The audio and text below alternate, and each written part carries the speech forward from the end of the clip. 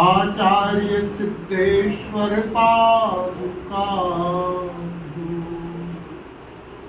नमो नमः श्री गुरु पादुका नमो नमः श्री गुरु पादुका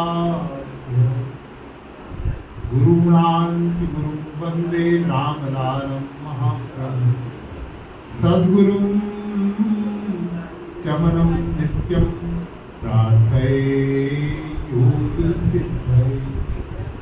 ॐ यो ब्रह्माणं विदधाति पूर्वं यो वै वेदांश्च प्रणोति तस्मै तं हदेव आत्मबुद्धिप्रकाशं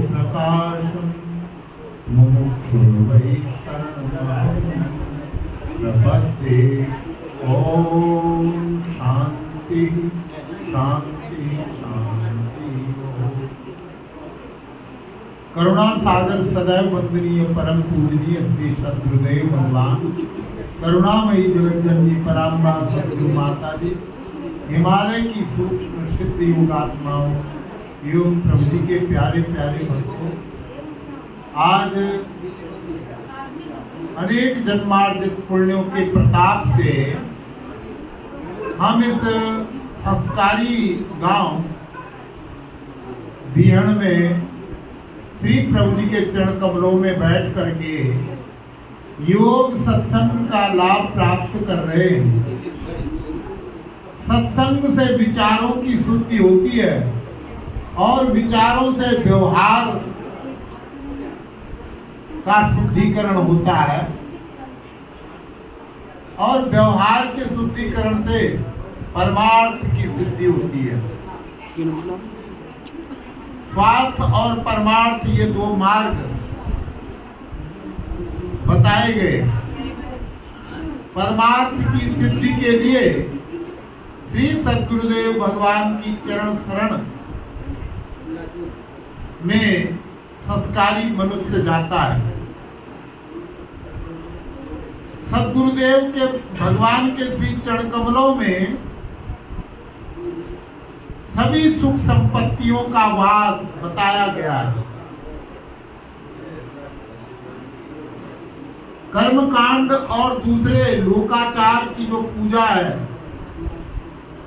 वो श्री गणेश भगवान से प्रारंभ होती है, लेकिन योग भक्ति का प्रारंभ, योग पूजा योग साधना का जो प्रारंभ है वो गुरुदेव की स्तुति प्रार्थना, गुरुदेव की पूजा से प्रारंभ होता है।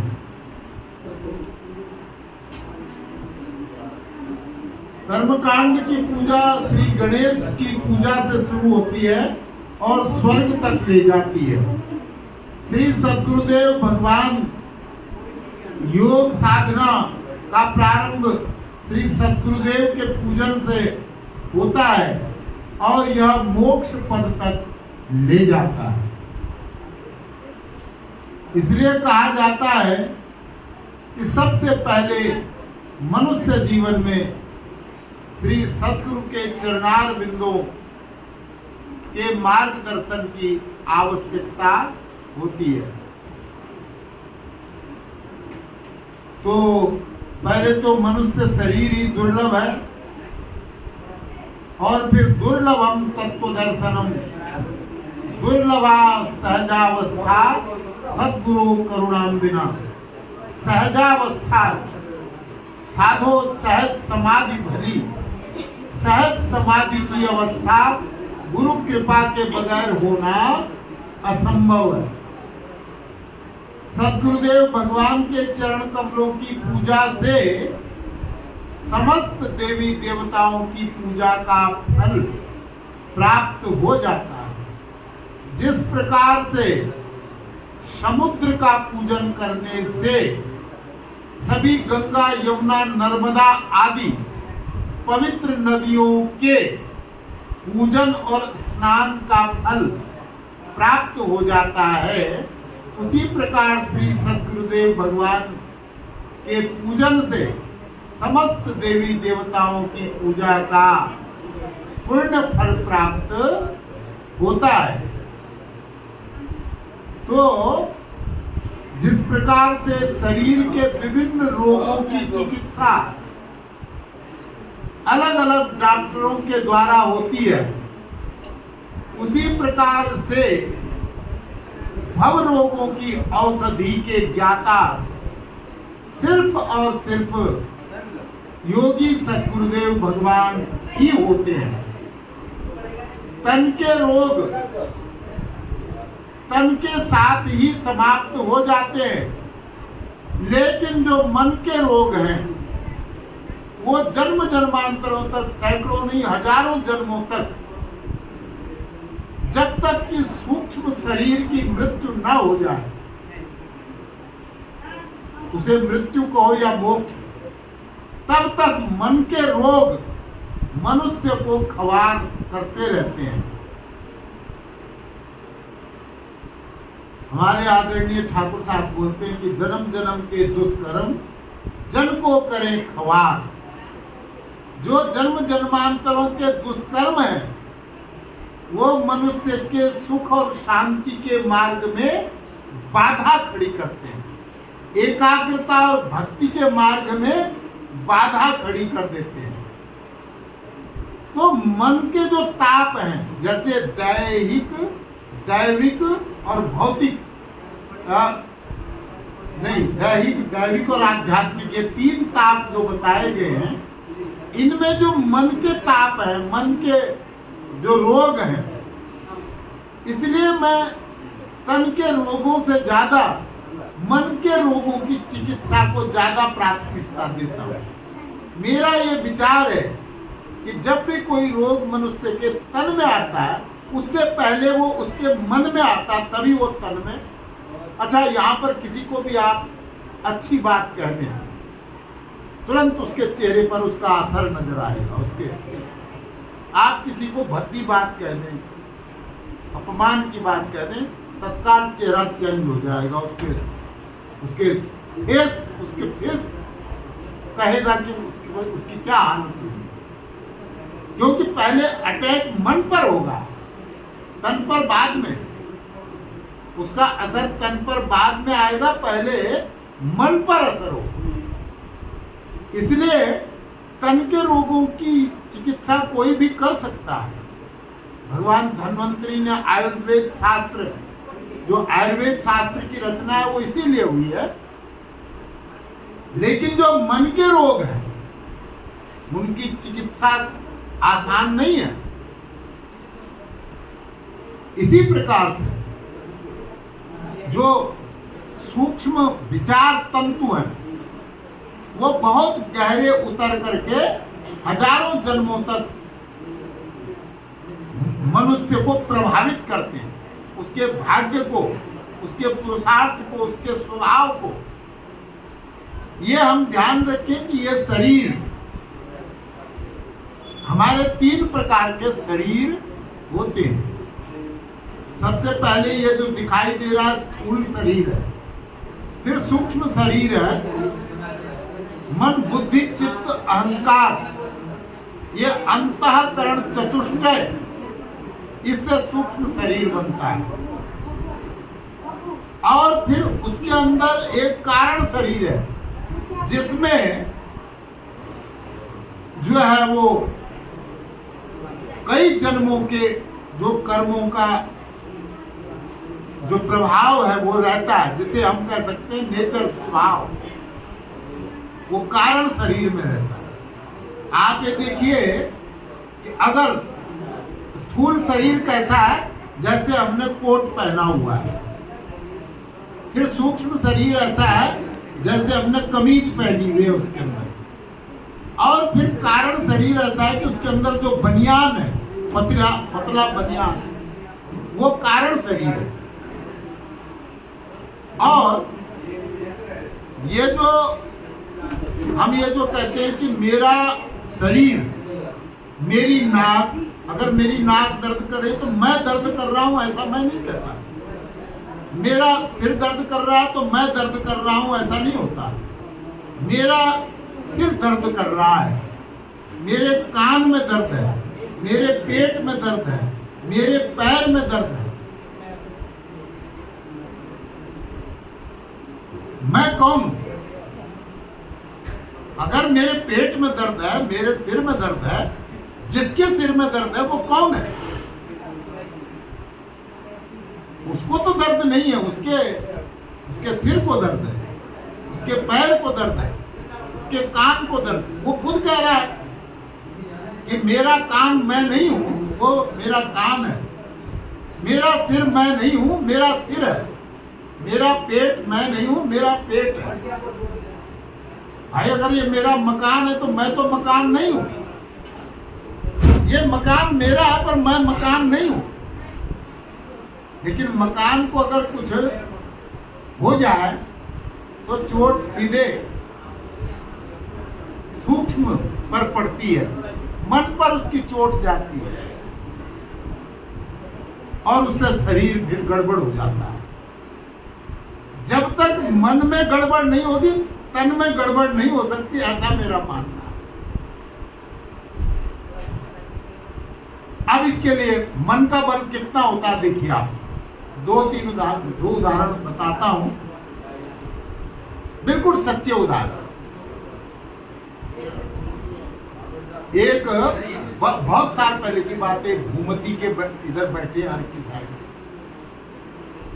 भूमती से एक बस गुजरती थी, उसका रूटीन बस थी, वो सुबह चलती थी। उसमें कई कर्मचारी और दूसरे लोग सफर करते थे, HRTC। अब वो बस फुल थी।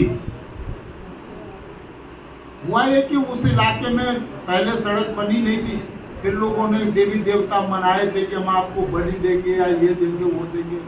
अब सड़क तो बन गई, अब देवी देवताओं को भूल भी गए। होता भी होगा, कोई दोष खोट हो सकता है। हुआ ये कि गाड़ी भर के बस अपने रूटीन से चल रही थी। अब वो एक जगह पर जाकर के ये हुआ कि कोई मंदिर था ऊपर की साइड और वहीं पर वो बस डिसबैलेंस होकर के गहरी खाई में चली गई। अब उससे पहले ही कंडक्टर ने छलांग लगा दी, ड्राइवर भी उसके साथ ही चला गया, सब लोग। अब हुआ ये कि ड्राइवर बदहवास, जो उसका वो जो कैश बैग था वो भी पता नहीं कहाँ गिरा, वो ऐसे ही नंगे पांव दौड़ गया। लोगों ने देखा भाई ये तो उस बस का कंडक्टर है। उससे पूछा तो वो कुछ बोल नहीं पाया, परेशान। लोग फिर उधर को भागे जिधर से वो कंडक्टर आया। देखा तो वहाँ तबाही हो रखी थी, नीचे खाई। ये भूमती की बस की बात है। अब वहाँ वो लोगों ने देखा लाशों के नीचे कहाँ अटकी हुई, कोई नीचे गिरी हुई, नीचे। सब लोग गए, वो बस से फटाफट नीचे गए। 50 लोग, सैकड़ों लोग, कुछ डेड बॉडियाँ उठाई, कुछ घायलों को उठाया, बहुत लोग मर गए थे। एक आदमी वहाँ ठीक ठाक मिला, पता नहीं कैसे वो छिटक गया तो नीचे तक, उसे चोट भी दिखाई नहीं दे रही। तो उसको उठाया उन्होंने, कार ठीक है बोले हाँ, तो उसको लाए, फिर वो सहारा देकर ऊपर सड़क में लाए और उसको पानी दिया पीने। अब लोग बातें करने लगे। अब बाद में उसने कहा, पहले वो एकदम से परेशान हो रखा था, पानी वानी पिया उसने। फिर उसने कहा भाई ये नीचे इतनी भीड़ क्यों है, क्या हो रहा है नीचे? बोले भाई बस गिर गई, वहाँ लोग मर गए सब। हैं, बस गिर गई, मैं भी उसी में था। बोले हाँ, और तुरंत वो आदमी मर गया वहाँ सड़क, वो आदमी मर गया। ये मन की शक्ति देखिए ना, विचार की शक्ति देखिए। ऐसी एक दूसरी सच्ची घटना है। दो लोगों को रोज एक दुकान पर लस्सी पीने की आदत, लस्सी बढ़िया स्वादिष्ट लस्सी, वो रोज जाते थे, लस्सी पीते थे।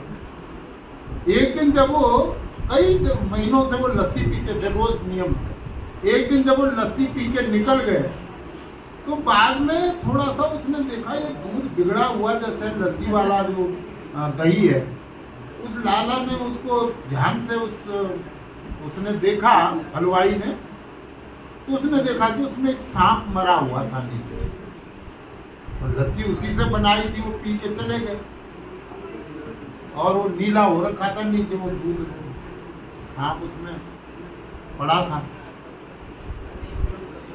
और जहरीला सांप था वो।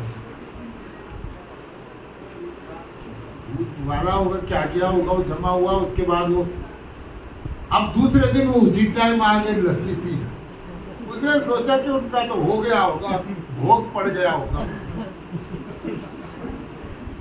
उसने तो आशा ही छोड़ दी। दूसरे दिन वो ठीक टाइम से वहां लस्सी पीने पहुंचे। बोले जी लस्सी बना, बोले अरे, बोले तुम ठीक तो हो? बोले क्यों, हमको क्या हुआ? बोले अरे यार, भगवान का शुक्र है, बहुत गड़बड़ हो गया। क्या हुआ? अरे बोले जो लस्सी मैंने तुम्हें दी उसमें सांप मरा हुआ, और उसमें बस उनको हार्ट का दौरा पड़ गया। बड़ा इलाज कराया लेकिन वो बचे नहीं। उनको बता दिया ना। तो ये जो योग शास्त्र है, ये मन पर नियंत्रण का विज्ञान सिखाता है, क्योंकि मन बस में आ गया तो सारी दुनिया बस में आ जाती है, भगवान बस में आ जाता है। भगवान को बस में करने के लिए एक ही तरीका है कि मन को बस में किया जाए। मन बस में आ जाने पर तन भी बस में हो जाए, इसमें कोई संदेह नहीं। हमने देखा जिनमें उन्मत्तता आ जाती है, उन्मत्तता मतलब जिनका दिमाग कुछ हिल जाता है, उन पर प्रकृति का भी कोई असर नहीं होता। हमने देखा बर्फ में, ठंड में, बिना कपड़े के नंगे पांव चला हुआ आदमी, और उसको कुछ भी नहीं हो रहा। हमको थोड़ी हवा लगी नहीं कि खांसी, जुकाम, बुखार और बिस्तर पकड़ करके पड़ गए। क्यों? हमारा पूरा ध्यान अपने तन पर होता है, और जब तक पूरा ध्यान तन पर है तब तक दुखों से छुटकारा पाने की बात बेईमानी है, सपना मात्र है। अगर ध्यान पूरा देना है तो पहले मन पर ध्यान देना होगा। बीमारी भी पहले मन में ही आती है, ऐसा मेरा विश्वास है। आप देखते हैं ना स्वामी प्रेमानंद जी, दोनों किडनियां फेल है, सारी दुनिया देख रही, और बिगड़ कुछ नहीं रहा। 35 साल की उम्र में पता चला किडनी तो माँ के पेट से ही खराब, वो बाद में नहीं हुई। माँ को भी किडनी की प्रॉब्लम थी, आनुवांशिक प्रॉब्लम। किडनी तो माँ के गर्भ से ही खराब थी, पर पता नहीं चला। 35 साल की उम्र में जब पता चला, और ये पता चला कि अब मेरा आगे पीछे, उन्हें तो ये भी पता नहीं था कि किडनी किसको कहते हैं, उसके खराब होने से क्या होता है। डॉक्टरों ने कहा कि उसके खराब होने से मर जाते हैं, नहीं रह सकते। आपको इसलिए बता रहे कि आप साधु हैं, डरेंगे नहीं तो हमने बताना। तब जो वो गए और झाड़ी में राधा को याद कर करके जोर जोर से रोए। पहले ही कोई नहीं था, अब तो कोई है ही नहीं, सब खत्म है आशा। तो फिर उसके बाद एक नई ऊर्जा आई। तो ये किडनियां दोनों खराब, गर्भ माँ के पेट से ही थी। पता चला 35 साल की उम्र में, अब उम्र है 55-56 साल, 20 साल से ज्यादा ही हो गया, लेकिन कोई फर्क नहीं है सेहत। और एक सिद्ध पुरुष उनको मिले एक दिन परिक्रमा करते समय सफेद वस्त्रों में। बोले बाबा क्या चिंता करता है, 80 साल तक तो भूल जा मौत। उसके बाद वो गायब हो गई, वो छाया, सफेद रंग की छाया, परिक्रमा करते हुए तो वृंदावन की। तो ये मन की जो चेतना है, मन का जो मन की जो स्थिति है, तो इसलिए कहा गया है, जो जैसे स्थित प्रज्ञ की बात की जाती है गीता के दूसरे अध्याय में, अर्जुन पूछता है कि स्थित प्रज्ञ से का भाषा समाधिस्थस्य केशव स्थितधि किम प्रभासेत किमासीत प्रजेत किम। ये स्थित प्रज्ञ की क्या परिभाषा है? स्थित प्रज्ञ मतलब समाधिनिष्ठ। भगवान शंकराचार्य कहते हैं शेते सुखम कस्तु समाधिनिष्ठो जागृति को वा सद सद्विवेकी। सुख पूर्वक सुख की नींद कौन सोता है इस संसार में? बोले जो समाधिनिष्ठ, जो स्थित प्रज्ञ है।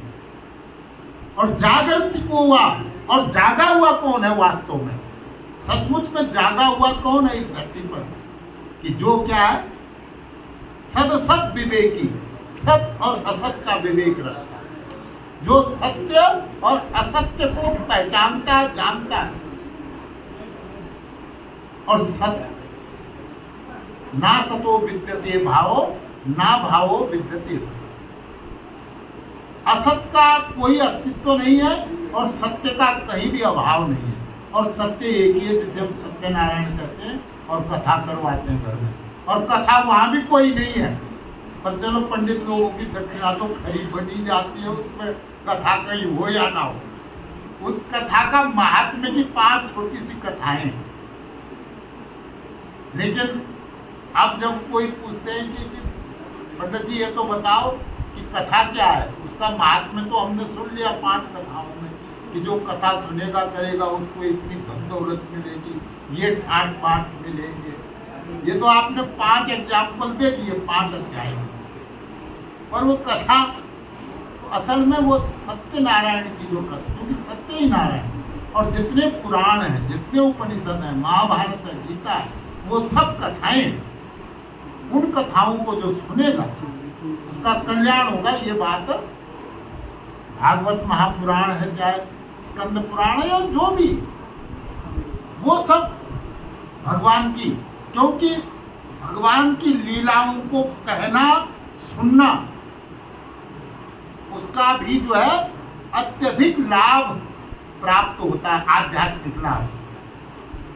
तो कहीं सुनई अनुमोदन करें, जो भगवान की लीलाओं का गुणगान करेंगे, जो सुनेंगे, और जो कह भी नहीं सकते, सुन भी नहीं सकते, लेकिन कहने और सुनने वालों का समर्थन करेंगे, उन सबको बराबर लाभ प्राप्त होगा। क्योंकि भगवान की लीला कथाओं से के कहने सुनने से मन की शुद्धि होती है, चित्त की शुद्धि होती है, बुद्धि निर्मल होती है, और वो स्थिरता की होती है। इसलिए यदि हम सुबह से शाम तक भगवान की लीला कथाओं या रात भर भगवान की लीला कथाओं की चर्चा भी करते रहें, तो वो भी जप है, वो भी मंत्र का जाप ही माना जाता है। इसलिए हम जो है भगवान, है ना, इसलिए जो है हम भगवान की लीला कथाओं का गुणगान करते हैं। और सबसे बड़ी बात, योग शास्त्र का, योग साधना का जो उद्देश्य है, वो मन का, चित्त का शुद्धिकरण और नियंत्रण। क्योंकि अगर चित्त शुद्ध हो गया, मन नियंत्रण में आ गया, तो मन के वश में आ जाने से पूरा ब्रह्मांड वश में आ जाता है, ज्ञान विज्ञान वश में आ जाता है, सुख शांति का जो है की प्राप्ति हो जाती है। सुख शांति स्थिरता से आनंद की प्राप्ति होती है। बोल श्री सच्चिदानंद महाप्रभु। शॉर्ट में जो है